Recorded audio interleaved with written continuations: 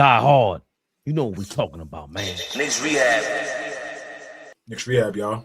You know once the Knicks start getting hot, you know who's coming out the woodworks and got something to say. The fake-ass Knicks fan himself, Stephen A. Smith, then opened his mouth about us.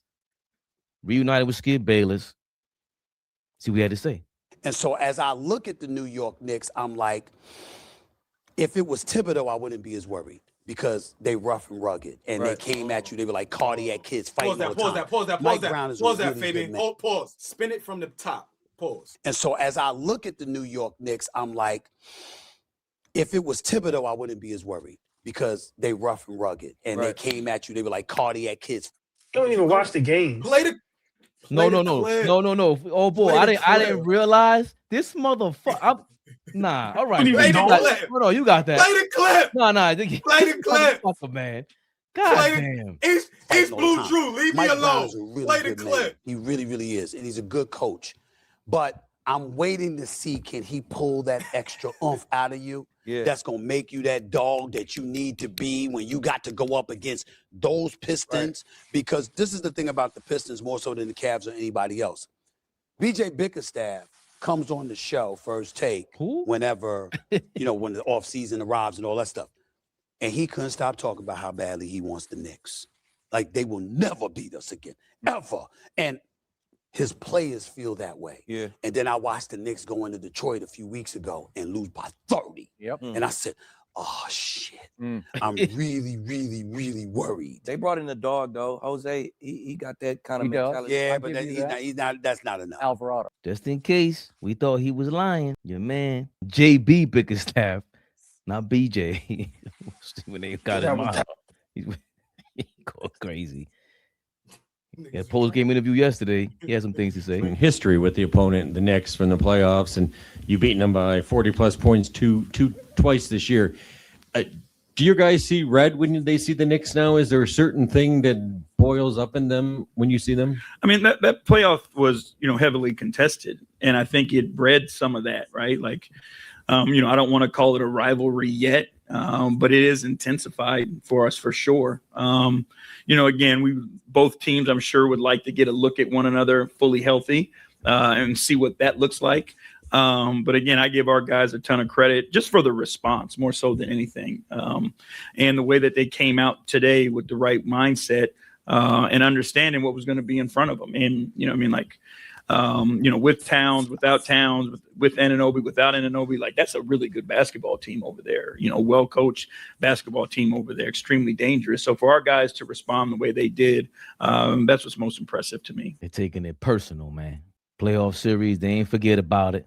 AllBall, we've been talked about it. We said it yesterday. It looks like they're taking it personal. What are your thoughts on Stephen A. Smith basically exposing, JB Bickerstaff came in here talking about we coming to stomp y'all out. This is why when you the big brother, you can never allow the little brother any type of anything over you. Anything. Because eventually, little brother is going to continue to try to. So I love when, Flea said that.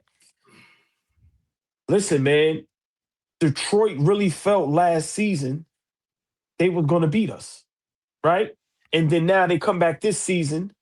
All the talk is the Knicks. Ain't nobody even thinking about Detroit up until now. But beginning of the season, no Tatum, no Halliburton. Like I said, nobody knew what was going to go on with Embiid with his health. So all you heard was Knicks. And Detroit is sitting there going, hold up. We supposed to beat y'all last season. We wasn't healthy. So, and JB, the way he is, the way he coaches, listen, he's fueling the fire. And that's why I said last night, them dudes had red in their eyes. That was their championship. And Flea, I agree. They ain't do jack shit. So it ain't really for us nothing to get nervous about. But, you can't allow the little brother to dog walk you like that. No. You got to put up a fight. You got to at least let the little bro know, nah, big bro still got that power. You hit him with that little gut shot. Yeah, you might have beat me this time, but it can't be like that. So, listen, I believe what Stephen A. Smith said. I believe JB told him, them players feel some type of way. You see what the young man, the kid with the dreads, I forget his name, the guard that come off the bench for the Pistons. He was undrafted. Bro, you see what he said? Daniss Jenkins. Very humble guy, but in college, man, like most of these dudes that got drafted, like what was the difference between me and them? Like what? Y'all tell me what was the difference? And so for me, going undrafted is like that's insanity to me, like literally insanity, and that burns inside of me every single day. Like I'm not gonna get into it, but that took something away from me. You know what I mean? And it is what it is, but they're gonna have to see me every time I match up with somebody that I know, whoever was drafted or whatever. Like, I mean, I just take that personal, man, just because, like I said, I just know there was no difference between me and the guys that got drafted. And it is what it is. It's the past. But for me, man, I just carry a big chip on my shoulder. I always say it has just been me my whole life. Like, I've came in and had to prove myself. But as far as, like, proving myself that I'm an NBA player, like, I knew that from the first summer league. And I said that. And I still stand by that to this day because I knew we would get to here. These guys take it personal. So you have that. And think about Cade Cunningham. Think about all the praise Jalen Brunson's been getting, right? You have a guy like Cade going, hold up, I'm Cade Cunningham. And then I'm going to give you a little caveat, and then y'all can cook. Tobias Harris is from New York. You don't think he may not feel no type of way? Y'all niggas ain't come get me? Niggas ain't never tried to sign me? I was out there. So I just think the Detroit Pistons, they are building, you know, this fire, this desire, this hate against us. And it's making them play championship level style basketball on both ends of the floor when they play against us. So we have to be prepared for that. Now that we know what's going on, we meet them in the playoffs. Mike Brown and Brunson, y'all have to be prepared because they're going for the juggler, man. And I love it, though. I love that mindset. I think that's what the sport of basketball is missing. Guys with chips on their shoulders, physicality, and guys that's going straight at you. So I have no problem with it. We just have to be prepared. And as my brother Fleet said, I'm going to keep saying it, we need to have a fucking plan.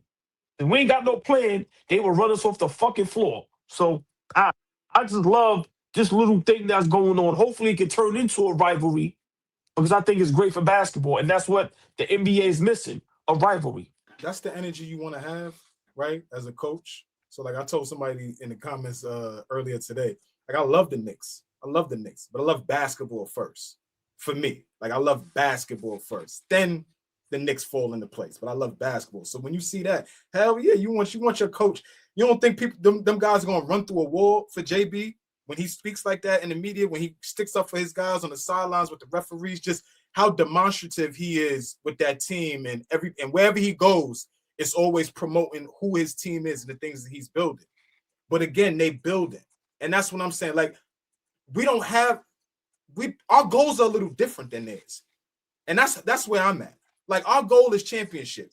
Your goal is going to the next step. You can't stay there. Hold on. Stay there. Just stay there. I know. Listen, just stay. I'm just asking one question. You can finish. You don't think their goal is championship? Right now? Just asking. Right now? Yes. Maybe. Every team, every good team should be striving to win a championship. But every realistic team should know that this thing don't work where you just jump in here and we just go stay to the mountaintop. It don't work like that. All right. Stay there, because we're gonna cook. So you don't think a championship this season isn't realistic for the Detroit Pistons? The style of basketball and the way they're playing right now? Me? No. And that's not hating on them. But no, I don't think so. Okay. I don't think so. What makes them better than any other team that had to go through the steps of becoming a championship level team? Help me understand, because I want to get schooled by this Pistons team that all of a sudden now is the juggernauts of the NBA. What makes them different than the OKC team that had to lose before they got where they were? What makes them different than the Boston teams that had to lose? The Miami Heats, the teams what makes them different? Help me understand. Our goal is championship. Well, just real quick, I agree with you. I was just asking a question, but to play devil's advocate, Boston, no Tatum, Indiana, no Halliburton. I don't know if people believe in Philly. Like I said, the Paul George thing, and B really can't stay healthy. We all agree Cleveland and Orlando's kind of in that same mix where they didn't take that leap that everybody thought. So just playing devil's advocate, I think that's the reason that maybe they have championship aspirations, because they see how things are in the East. Giannis, Milwaukee, he probably won't play for the rest of the season. So it's about 3 to 5 teams that they don't have to worry about. And maybe they taking it so personal with us because we may be the only team that's standing in their way this season. I'm just playing devil's advocate, Flea, but I agree with you. No, I'm gonna be honest. I'm sorry to cut you off, Flea. This is what people don't understand. I don't have to agree with Flea, but Flea's been saying this shit since I known him. Every time we've been hyped off, consistent. Ever since we've been hyped off the Knicks, he said, "I don't know what y'all are talking about. You have to win first round, second round. Show me the conference finals. We didn't make the conference finals year before. What makes you think we're going to the chip without going to the conference finals first? There are different series that take place, you know, and the evidence is there. So people take it personally when it's about their team. When Flea was doing it with our team, the fuck are you people talking about? Y'all new to this. Y'all new to this. That's all, and that's where that comes from. So, yeah, I could disagree with Flea and both with him. I believe I earned that right because we go and have to fight tooth and nail to make our points clear, and we ain't taking it personal. We know what this is about. So when Flea's explaining all of this, it goes back to the Knicks, who when Flea said, "Yo, we took a step back when you hire a coach. That's not a leap up. That's Mike Brown. None of us believe in him. Adding Cat, these components, Tom Thibodeau, that culture that was created, that foundation that was established, you just wiped it all away, gonna restart and think you're gonna go to the championship. Well, you got championship experience. Y'all in for a rude awakening." And lo and behold, we've been saying this shit all year long. It's the Flea parade been going on, the victory lap that he doesn't even want to take because it's our Knicks involved. So the Pistons of winning a championship, if y'all don't understand, I can spell it out for you. They might make the finals, but to beat them with a team, OKC or Denver, they've already been through this. Even the Celtics, they've already been through all of it. So to get through to them, it takes a different level that you haven't even experienced, including the Knicks. We haven't experienced that Jaylen Brown saying, "Yo, Draymond punked us in the championship because the lights was on," as you say, AllBall. What Floyd always say, "Yeah, that sounds good. When them bright lights come on, that shit is different, bro. It's only 2 teams left. It's a rumble in the jungle. That's what this shit is." And yeah, Detroit got the components for it. We see what we gave y'all props, but that's all Flea is saying. And that team has a coach that has a damn chip on his shoulder because he was done dirty by them damn Cavaliers.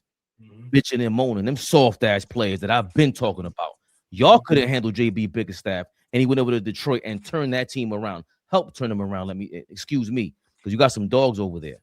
They changed everything about that organization, and for them to have us as the target, and we're acting like, and we showed like we did last night. It's proven JB Bickerstaff's point. It's proven with Stephen A. Smith, even if he's flat out lying about that conversation, it doesn't sound like a lie. Shit looks true to me. And when I watch the highlight reel, we're getting our ass whooped. So, and this is 2 games. I hate going through it, but as Flea says, it takes steps, and we got to come out of this, and you got to deal with this. And we have some. And the goal can't be us. Like, the goal is us. The goal is us. Because for us, the goal is them. The goal is the championship, right? The goal can't be us. But Flea, let me just ask you, right? Because because you was making a great point, and me and Fabian cut you off, but I think we cut you off for a good reason because we was basically responding to what you said, which was great.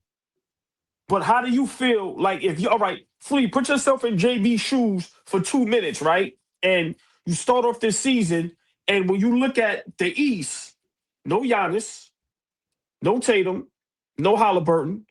You look at Orlando and go, okay, there's something wrong over there. They ain't ready, right? You look at Cleveland. Okay, they underachieve every time they get in the playoffs. You look at Philly. Embiid. There's only one team to really look at. So if you're JB, what are you telling your players to where they're responding to us like this and really not to nobody else? I mean, I ain't no NBA coach, so I ain't gonna act like it. But if I'm getting my guys ready, a young team, yeah, the Knicks should be on the chopping block, but so should everybody else. everybody else, the same energy should be given to everybody else. Because if the goal is championship, we ain't the goal. You're gonna have to go through us, but you're gonna have to go through everybody else too. You're gonna have to be on that big stage. You're gonna have to be one of the last 4 teams standing. National stage, that's big, that's different. That's different. They ain't done it. They ain't done it. So that's what I'm saying. Like, why be nervous about a team that we've already beaten? They got better, sure. If the Knicks are thinking the way they're thinking, they feel like they've gotten better. We the fans, I'm not going to say that because I don't feel like that. But if you're a confident Knicks team, you should be going in there like, yo, we took care of business last year. If we got better, we should take care of business this year. AllBall TV. They scared, but I'm not. They don't like comentario. Y suscribe.